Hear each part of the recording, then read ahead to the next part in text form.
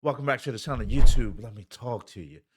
Going into 2024, Netflix is diving deep into live action anime adaptations with the success of One Piece. Netflix in the next couple years is going to be moving towards more and more of these type of shows. Over the next few years, we'll get to see a live action version of My Hero Academia.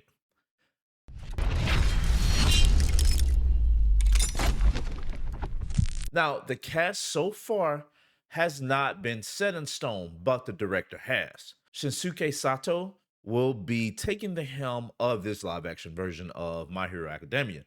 Now, he has a few things that are solid entries under his belt.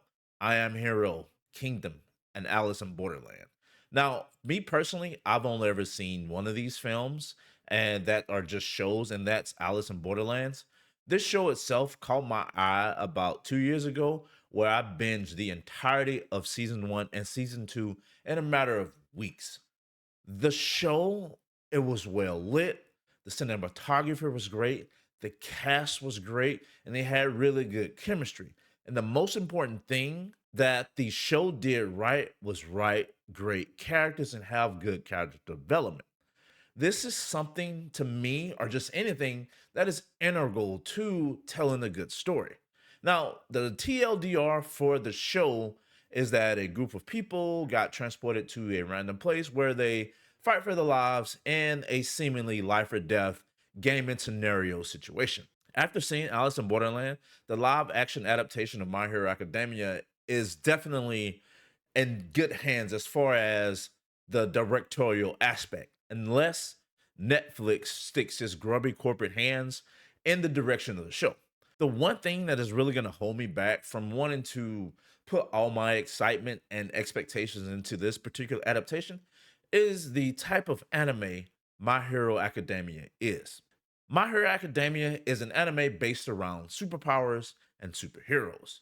Now, it's not just an anime about just one individual superhero.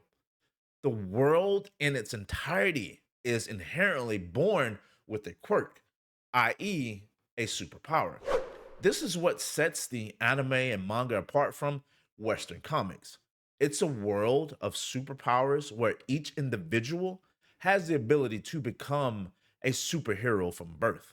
But as we follow our protagonist Deku, throughout the story, we get the understanding that he does not have a quirk. In a world where 80% of the population is born with a quirk, Deku is part of the 20% that has not.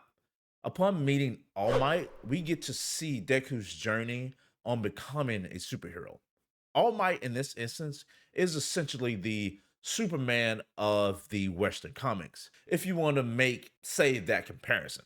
Now, before anybody goes, hey, shit, down in the comment section, I don't make this comparison necessarily about their power set, but the popularity of said character.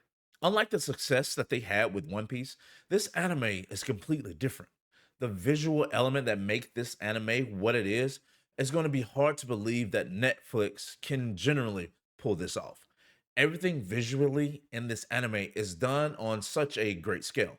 The powers, the action, and the animations are all done in such vast and vibrant manners that in order to transition this to a live action adaptation, you'd have to heavily cater this particular show to the use of CGI, or basically dumb down the effects of everybody's set powers. That in itself is going to be my biggest worry about this adaptation. How's the action going to look? What is the direction that they're going to go for? And what does the world look and feel like? These are some of the questions that I have right now. And for me, looking at the action in One Piece, seeing how different it is when you are comparing the two between One Piece and My Hero Academia, one is a bit more practical and the other is more flashy. It's more vast and vibrant. The powers of My Hero Academia, they tell a story. And that's something that you don't get from One Piece. Nothing against what Netflix did with One Piece, and nothing against the One Piece manga. It's just different. One of the coolest moments in My Hero Academia is the fight between All Might and All for One. When he reaches his limit and goes all out, you see a side of the anime that Netflix can't replicate.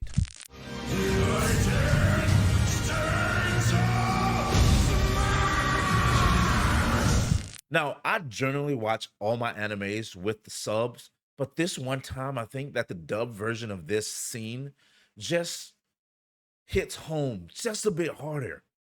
But I digress in this scenario. There's no way Netflix can bring this particular scene to life in a live action adaptation without heavily relying on CGI to tell the story, which, in my opinion, will diminish what the anime brings to the table. We've seen a lot of the flashier anime adaptations that don't go over so well. We've seen it with the horrible adaptation of Dragon Ball. Now, that's my one worry in this particular essence. I think Netflix has learned this lesson coming from the success of One Piece.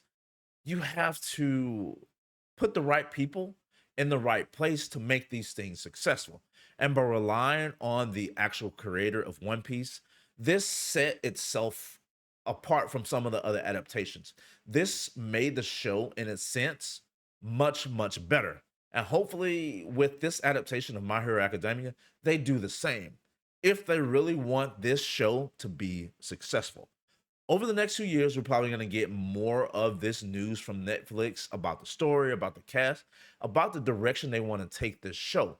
But I don't know how I feel. I don't know if I really want to trust Netflix on delivering this particular style of anime into a live action adaptation. These are just my thoughts. Let me know what you guys think about this down in the comment section below. Until next time, guys, my name is Lincoln. This has been an RPG show. Like, comment, sub, and I'm out.